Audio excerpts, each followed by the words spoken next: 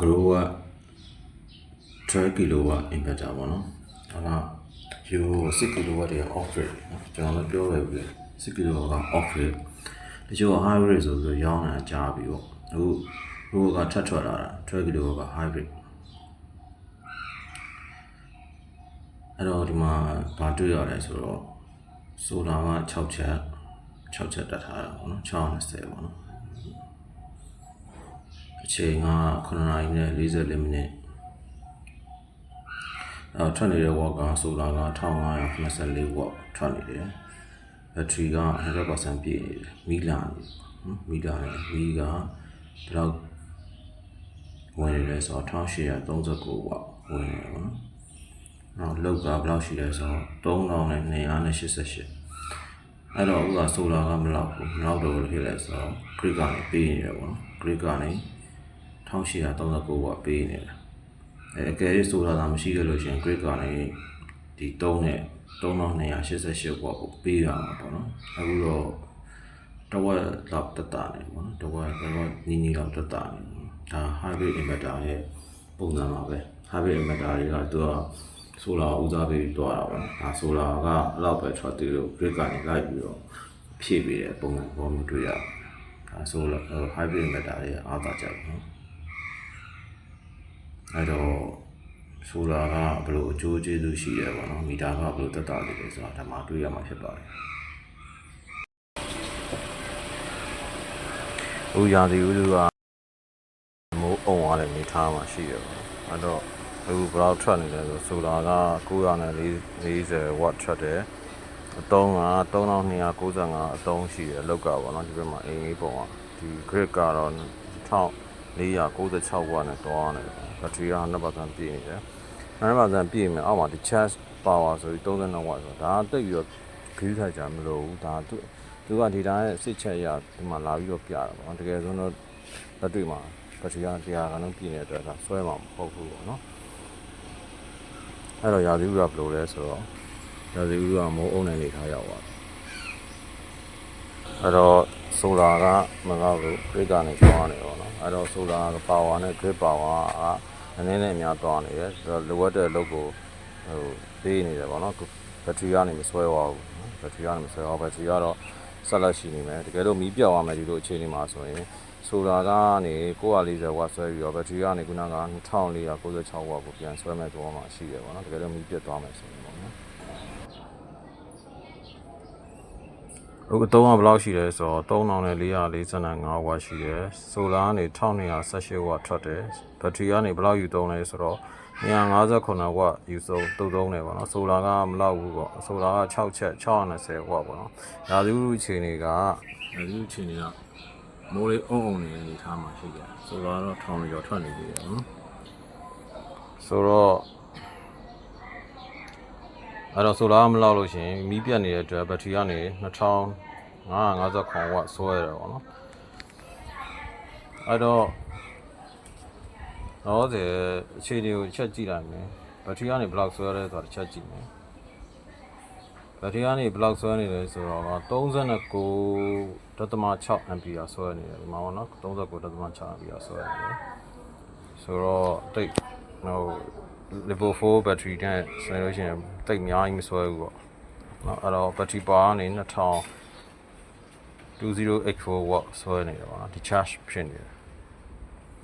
အဲ့တော့ဒီမှာကလောက်ကဘယ်လောက်ရှိလဲလောက်က AC current က 15.4 ampere ဆွဲတယ်လောက်က3429 watt ဆွဲနေတယ်ပေါ့နော်ဘိုးကတော့230 solar တစ်ချက်ကြည့်မယ်solar တစ်ချက်ကြည့်လိုက်တော့ solar က PP1 သူက1 string နဲ့ထွက်ထားတဲ့အတွက်1 string နဲ့တက်ထားတာ6ချက်တက်ထားတဲ့ PP1 က233ဘူးပေါ့နော် current က 7.3 ampere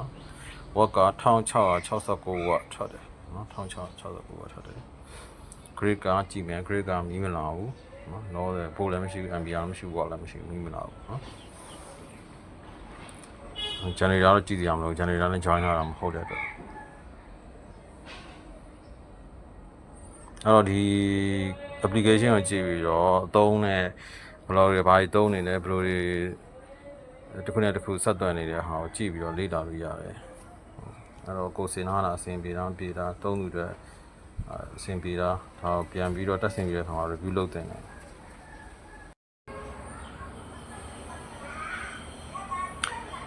အခုမနေ့ဒီ17နာရီတို့အချိန်က17နာရီတို့အသုံးကဘယ်လောက်ရှိတယ်ဆိုတော့3526ဝက်ရှိတယ်ပေါ့နော်ဒီအိမ်ပုံစံလေးမှာဟဲ့ဆိုလာချက်ပုံစံမှာဘယ်လောက်လဲဆိုတော့1800ခွန်ပေါ့နော်အဲ့တော့ဘက်ထရီကနေဘယ်လောက်ဆွဲနေလဲဆိုတော့1980ဝက်ဆွဲနေတယ်ဟို refresh လုပ်လိုက်တာဆိုလာဝက်2016ထွက်လာတယ်ဘက်ထရီက1959ဆွဲနေတယ်အသုံးက3490ဝက်ရှိတယ်17နာရီတူမှာအဲ့တော့အသုံးကလည်းနည်းနည်းတော့တက်လာလိမ့်မယ်ဘာကြောင့်တက်လာမလဲဆိုတော့ဒီပတ်ဝန်းကျင်ရဲ့ temperature ကြောင့်ပေါ့နော်အဓိကသုံးနေတာ aircon ဘယ်တန်ကောင်လဲဆိုတော့နှစ်ကောင် stand နှလုံးပေါ့သုံးနေအဲ့နှစ်ကောင်လုံးကလည်းရိုးရိုး aircon နေ inverter ကတော့ 12 kW inverter နော်အဲ့တော့ရာသီဥတုအခြေအနေဆိုလာကထွက်လာဖို့အကြောင်းရှိရပေါ့နော်ဒါကနောက်ထပ်9မိနစ်လောက်ကြာလို့ရှင်ပို့ပြီးတော့ထွက်လာဖို့အကြောင်းရှိတယ်ဘာကြောင့်လဲဆိုတော့နေပြန်တာလာပြီးတော့နော်ခုနကမိုးနေရနေပြန်တာလာပြီ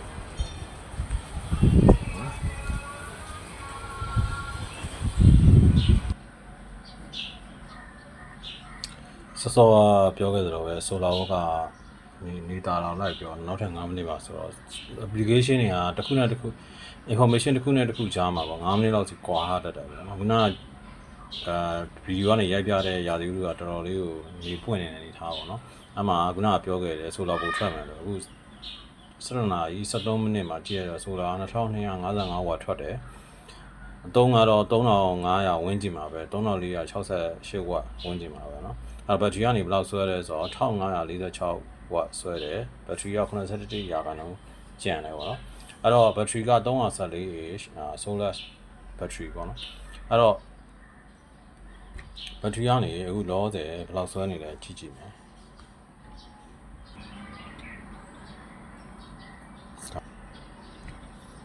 ဘက်ထရီကနေဘယ်လောက်ဆွဲမလဲ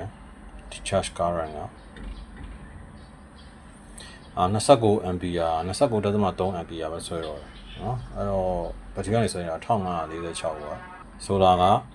1255ဝက်ထွက်တယ်1255ဝက်ထွက်တယ်အဲ့တော့ဆိုလာမျက်နှာပြင်ကဘယ်ဘက်ကိုလှည့်ထားလဲဆိုတော့အရှေ့ဘက်ရွံ့ရွံ့ဘက်ကိုလှည့်ထားပါတောင်ဘက်ကိုမဟုတ်ဘူးအရှေ့ဘက်ရွံ့ရွံ့ဘက်ကိုလှည့်ထားတာအဲ့တော့ဒီအဲ့တော့ကြောင်းလွတ်သွားပြီအသုံးမရှိတော့ဘူးလောက်ဖတ်မှာပေါ့နော်ကြောင်းလွတ်သွားပြီအသုံးမရှိတော့ဘူးမီးကလည်းမလာဘူးဆိုလာကဘယ်လောက်ထွက်လဲဆိုတော့4085ဝက်ထွက်တယ်ပေါ့နော်4085ဝက်ထွက်တယ်ဘက်ထရီကို66ရာခိုင်နှုန်းနဲ့အားသွင်းနေတယ်ပေါ့နော်အဲ့တော့ဘက်ထရီက90ရာခိုင်နှုန်းထိတော့မစင်းဘူး66ရာခိုင်နှုန်းနဲ့သွားတယ်သွင်းနေတဲ့ပေါင်ကဘယ်လောက်နဲ့သွင်းနေလဲဆိုတော့ဝက်4000ကျော်နဲ့အခုလောဆယ်သွင်းနေပေါ့နော်ဝက်4000ကျော်နဲ့သွင်းနေတယ်တကယ်လို့ aircon နှစ်ကောင်ပေါ့နော် inverter တက်ဆက်လို့အစီအစဉ်ရှိတယ်အစီအစဉ်ရှိတော့လောဆယ်ကတော့66မှာကျောင်းလို့သွားရင်66ထိကျန်တယ်ပေါ့နော်မနက်ကလည်းမနက်9နာရီကနေမီးပြတ်သွားတယ်ဆိုတော့မနက်ပိုင်းစောပိုင်းကို EPC ကနေတုံးသွားတာပေါ့နော်မနက်ပိုင်းအတုံးကို EPC ကနေတုံးသွားတယ်9နာရီကနေစတုံးတာအခုချိန်ထိပေါ့နော်ကျောင်းလို့သွားတဲ့ချိန်ထိ66လောက်ထိ65လောက်ထိကျန်တယ်လို့ကျန်ပါပေါ့နော်ဆိုတော့ဘက်ထရီက44လောက်ကျန်သေးတယ်44ရာခိုင်နှုန်းတော့ကျန်သေးတယ်နောက် aircon နှစ်ကောင် inverter type တိုးတဲ့ချိန်ကြလို့ရှိရင်တော့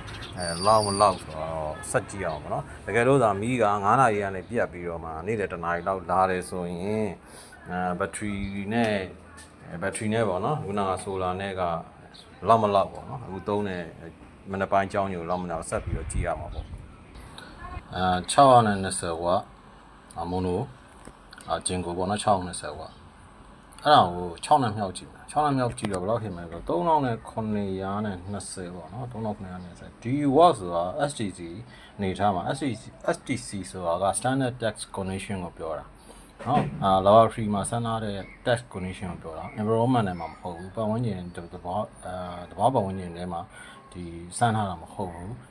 ဒါက laboratory မှာစမ်းထားတဲ့ watt ပေါ့နော်620 watt ဆိုတော့6နဲ့မြှောက်မယ်ဆိုရင်3920ရှိတယ်လက်တွေ့ဘယ်လောက်ထွက်လဲကြည့်အောင်လက်တွေ့ဒီမှာ3314 watt ထွက်တယ်ပေါ့နော်အဲ့ဒါဆိုတော့watt 400လောက်ပဲဆုံးရှုံးတာပေါ့နော်watt 400လောက်ပဲဆုံးရှုံးတာတခါကြလို့ရှိရင်ခုနက temperature အေးနေတဲ့အချိန်မှာwatt 4000ကြီးထွက်ခဲ့တယ်ဆိုတော့ခုနက3920ထွက်ရမယ်ဆိုတော့watt 4000လောက်ထွက်လာတော့စဉ်းစားကြဖြစ်တယ်ပေါ့နော်တချို့ကြတော့ဆိုလာတွေတအားထွက်လုံးနေပေါ့နော်တမတ်ချက်တဲ့တော့ပိုထွက်နေတယ်ပေါ့နော်ဒါရာသီဥတုနဲ့လည်းဆိုင်တယ်နော်ရာသီဥတုနေအောင်ကြီးရရှိမှုနောက်ဆိုလာမျက်နှာပြင်ရဲ့တန်ရှင်းမှုဒါကြီးနောက်ဆိုလာမျက်နှာပြင်ရဲ့အဆောင်ဆိုလာမျက်နှာပြင်ဘယ်ရက်ကိုလှည့်နေလဲဒါတွေပေါ်မူတည်တယ်နော်ဒါတွေပေါ်မူတည်ပြီးတော့ဝက်ကအပြောင်းလဲရှိတယ်ပေါ့နော်ဒါကိုတိတ်ပြီးတော့ပုံစံနည်းနေနဲ့တိကျတွက်လို့မရဘူးနော်ခံမှန်းပြီးတော့မှန်းစားလို့ရတဲ့အနေအထားမှာရှိတယ်နော် estimate ပဲအနေနဲ့တွက်လို့ရတာဖြစ်ပါတယ်ဒါကိုပြောလို့ခြင်းဖြစ်ပါတယ်